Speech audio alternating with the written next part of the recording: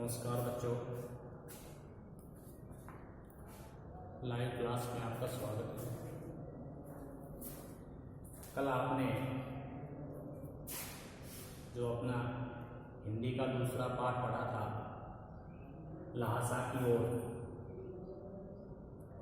जिसके लेखक थे राहुल सांकृत्यायन। कल हमने आपको लेखक परिचय बताया था, कुछ थोड़ा सा पाठ का सार भी बताया था, परंतु आज जो अपना ये पाठ है लहासा की ओर, इसका सार बताएंगे। लहासा की ओर राहुल सांकृत्यायन का एक यात्रा वृतांत पाठ है। लेखक है, उसने अपनी यात्रा का वृतांत यानी वर्णन पूरा इस पाठ में किया है, बताया है। लहासा जो है वो नेपाल से तिब्बत के लिए जाने वाला एक रास्ता है। उस मार्ग से लेखक तिब्बत गया था और मार्ग का जो अनुभव था वही यहां पर उसने दर्शाया है। पहला कि नेपाल तिब्बत मुख्य मार्ग, कि जिस रास्ते से लेखक नेपाल से तिब्बत के लिए गए, ये नेपाल से तिब्बत जाने का एक मुख्य मार्ग है। थरी कलिटपोल का रास्ता जब उस समय नहीं खुला था, तब नेपाल और भारत की बहुत सी वस्तुएं, उनका व्यापार इसी मार्ग से होता था।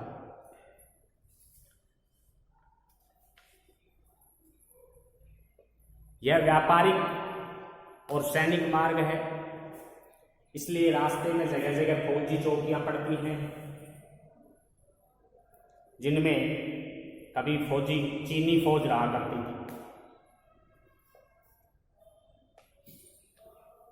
कुछ किसानों का बसेरा भी था। ऐसे ही एक परित्यक्त चीनी किले में लेखक चाय पीने के लिए ठहरता है।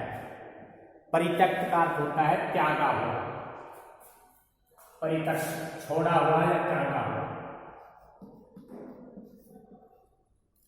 परित्यक्त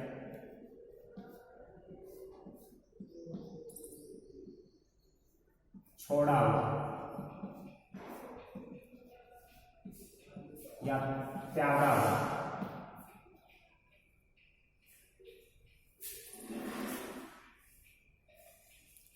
दूसरा जो अपना है तिब्बती सामाजिक जीवन, कि जो तिब्बती लोग हैं उनका सामाजिक जीवन कैसा है। इन लोगों में जाति पाति छुआछूत बिल्कुल नहीं है। औरतें पर्दा नहीं करती हैं। निम्न श्रेणी के भिखमंगों को लोग चोरी के डर से अपने घर में नहीं घुसने देते हैं, अन्यथा कोई भी साधारण व्यक्ति उनके घर तक भीतर तक जा सकता है। मालकिन, जो घर की मालकिन होती हैं, वो अपनी झोली में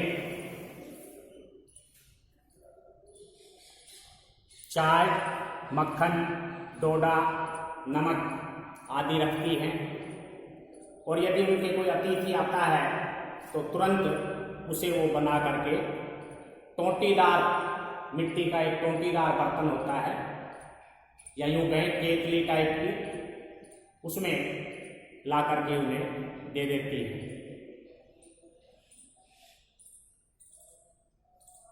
आगे है ठहरने की व्यवस्था। लेखक जो परित्यक्त चीनी किला था या यूं कहें जिसे रेस्टोरेंट बना रखा था, उसके अंदर रुके हुए थे।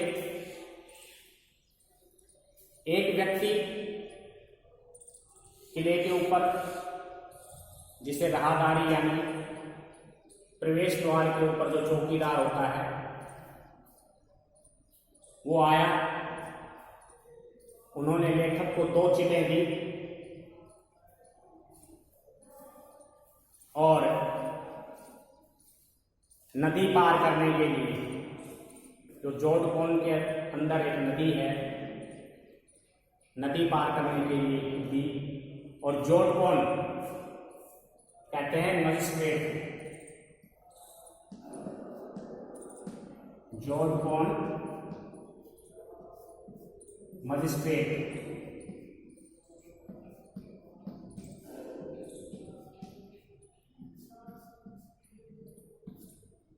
जो जिला कलेक्टर कह लो, उसके द्वारा लिखी हुई थी और उसे ही वो लेखक वो 2 चिटें उसे देनी थी। लेखक उस दिन थोड़ला के पहले जो आखिरी गांव था वहां रुका। उसमें पहुंच करके उसका जो साथी था सुमित, उसका साथी था सुमति, जो एक मंगोल भिक्षु था, मंगोल भिक्षु, मंगोल जाति का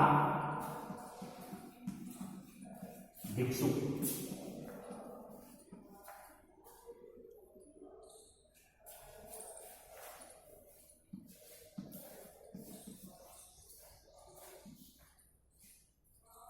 मंगोल जाति का भिक्षु था, वो उनके साथ था, उनका साथी था,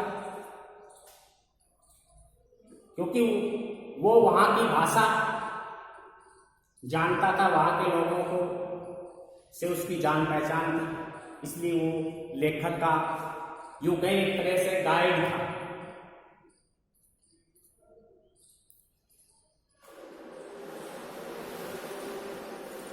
ठहरने के बाद में जब सुबह हुई तो लेखक ने चाय पी, कुछ नाश्ता किया और अपने सुमति साथी के साथ यात्रा पर निकल गए। यात्रा पर निकलने के लिए उन्हें घोड़ों की जरूरत पड़ती थी, जिसे टट्टू भी कहते हैं, कि जिस पर अपना सामान और स्वयं बैठ करके, क्योंकि ये पूरा पहाड़ी क्षेत्र है, उस पर चढ़ाई की जा सके।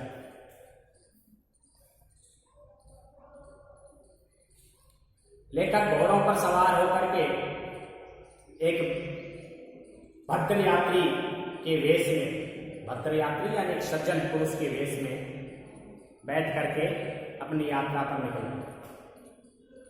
यहां के जो लोग हैं, शाम को एक पेय पदार्थ पीते हैं जिसे छड़ कहते हैं। छड़ जो नशीला पदार्थ होता है, नशीला पेय पदार्थ,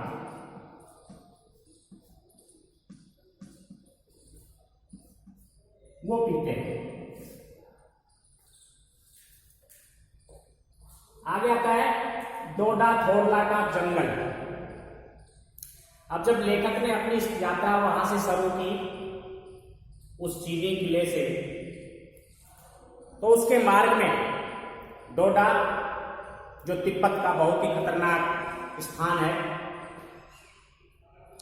ये 17-18 हजार फीट की ऊंचाई पर है। इतनी अधिक ऊंचाई और निर्जनता के कारण, निर्जनता यानी सुनसान, निर्जनता यानी सुनसान, और 17-18 हजार फीट की ऊंचाई। तो लेखक कुछ भयभीत भी हो रहा था। डर रहा था। क्यों? कि ऐसे स्थान पर चोर और डकैतों का बहुत खतरा रहता है। चोर और डकैत अक्सर यात्रियों को लूट लिया करते हैं। यहाँ की सरकार, यहाँ की पुलिस की भी व्यवस्था है, परंतु वो नगण्य के बराबर यानी ना के बराबर है, क्योंकि उनका कोई अता पता नहीं रहता वो किस समय किस यात्री पर हमला करता है।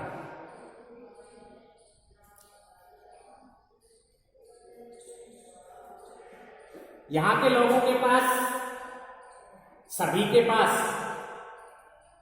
हथियार होते हैं। पिस्तौल यहां का हथियार है। जिस प्रकार से हम अपने हाथों में लाठी रखते हैं, उसी प्रकार से ये लोग अपने हाथों में पिस्तौल रखते हैं।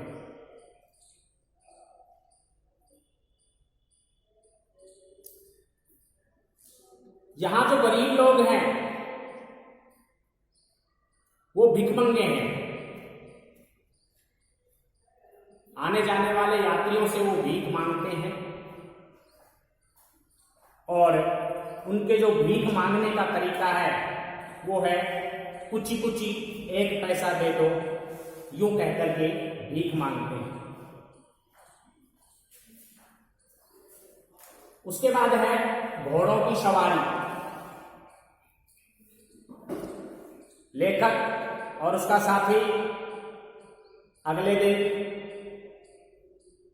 जो यात्रा कर रहे थे, करते करते लटकोर पहुंच जाते हैं, जो तिब्बत से आगे का स्थान है। लेखक की राय थी कि यहां पर घोड़ों पर सवार होकर के जो 16-17 हजार मील की जो ऊंचाई है उसे पार कर लिया जाए। दोपहर के समय वो लोग डांडे पर पहुंच गए, जो 17-18 हजार फीट की ऊंचाई है। उसके दाहिनी और पूरब से पश्चिम की ओर हजारों श्वेत शिखर वाली पहाड़ियां, बर्फीली चोटियां। श्वेत शिखर, श्वेत का अर्थ है सफेद, शिखर का अर्थ है चोटी। ऊंची ऊंची सफेद बर्फ से ढकी हुई पहाड़ियां थी। ये पहाड़ बिल्कुल खाली थे, सुनसान थे, कोई आबादी नहीं थी इन पर,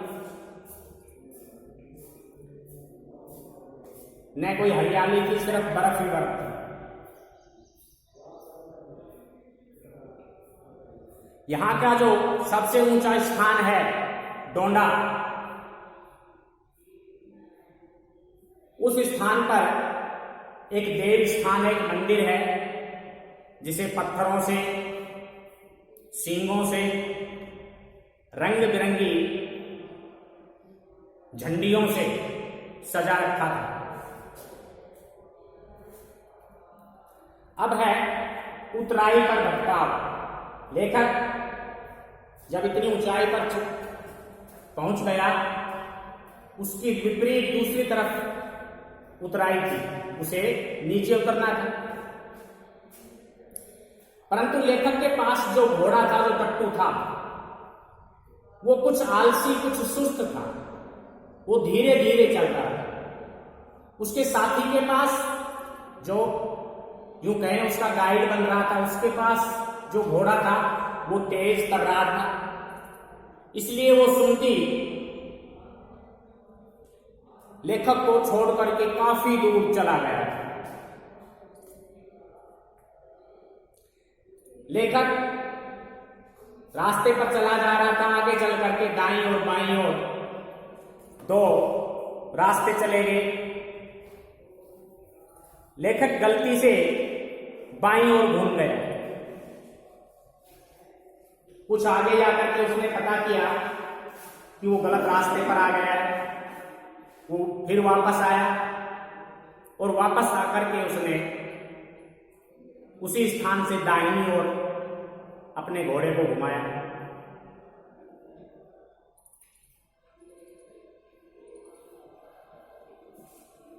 फिर वह वापस लौटा। उसका जो साथी था सुमति, वो उसकी राह देख रहा था, उस पर गुस्सा हो रहा था। लेखक जैसे ही उसके पास पहुंचा, उसने अपने घोड़े की व्यवस्था बतलाई कि ये जो घोड़ा है इसने मुझे बड़ा परेशान किया, बड़ा सुस्त है।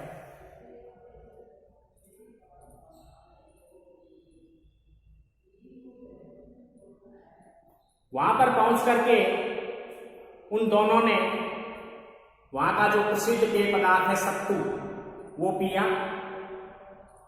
गर्मा गर्म थुप्पा जो खाने का पदार्थ है वो लिया और कुछ देर आराम किया। उसके बाद टिड्री समाधिगिरी पर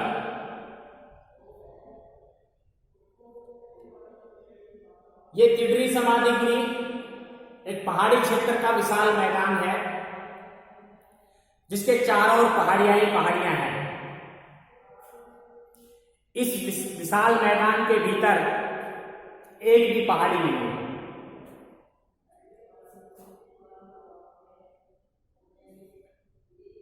एक पहाड़ी है, उसी पहाड़ी का नाम टिड्री समाधिगिरी रखा हुआ है, और बाकी मैदान है और दूर दूर तक फिर पहाड़ियां हैं। इसके आसपास अनेक गांव थे जिसमें सुमति के यजमान रहते थे। उन्हें वे बोध गया से लाए हुए गंडे बांटते थे। गंडे जो एक कपड़े की सिर्री को फाड़ करके बनाए जाते थे।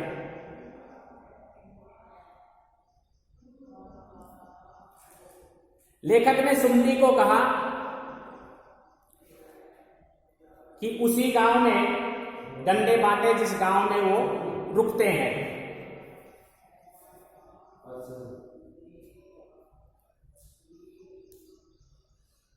उसके बाद आता है तिब्बत की तेज धूप। दूसरे दिन उन्होंने एक भरिया यानी भार वाहक जो उनका सामान ले जा सके वो किया, पर कोई मिला नहीं।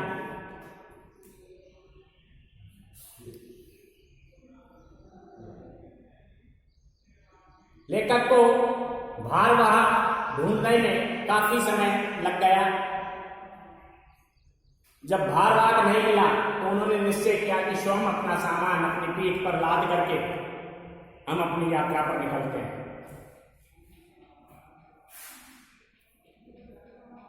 दस 11 बज चुके थे, तेज धूप हो गई थी और उस धूप में चलना बड़ा ही दूभर हो रहा था, बड़ा कठिन हो रहा था। मोटे कपड़े को यदि सिर पर ढक लिया जाए तो धूप से बचाव हो सकता है, परंतु सामान जो उनकी पीठ पर लगा हुआ था उससे शरीर को पसीना आ रहा था। अंततः लेखक ने अपनी यात्रा शुरू की, अपना पीठ पर सामान लादा और हाथ में एक डंडा लिया और चल दिया। सेकर विहार में अगला जो पॉइंट है वो है सेकर विहार में। तिब्बत की जो जमीन है छोटे छोटे जागीरदारों में बटी हुई है। इन जागीरों का बड़ा हिस्सा मठों यानी बिहारों के हाथ में है। वहां के लोग खेती करते हैं और उनका जो रहन सहन है वो किसी राजा से कम नहीं है। सेकर विहार की खेती के मुखिया को भिक्षु नमसे बड़े भद्र पुरुष थे। ये बड़े प्रेम से इन लोगों से मिले। यहाँ एक अच्छा मंदिर था जिसमें कंजूर यानी बुद्ध वचन की हस्तलिखित 103 पोथियां थी। मोटे कागज पर लिखी एक एक पोथी 15 शेर से कम नहीं थी। सुमति अपने यजमानों के पास गया और उसी दिन दोपहर बाद लौट आया। लेखक पोथियों के अध्ययन में खोए रहे। अगले दिन वे लोग भिक्षु नमसे से विदाई लेकर चल दिए। तो बच्चों, ये था राहुल सांकृत्यायन जी का एक यात्रा वृत्तांत लहासा की ओर, जो उन्होंने अपनी यात्रा के दौरान उन्हें आने वाली कठिनाइयों से आपको अवगत कराया। आशा करता हूं कि आपको ये पाठ का सार समझ में आ गया होगा और इसके जो शब्दार्थ हैं और इसके प्रश्न उत्तर हैं वो हम आपको कल के यानी आगे की वीडियो में बताएंगे। धन्यवाद।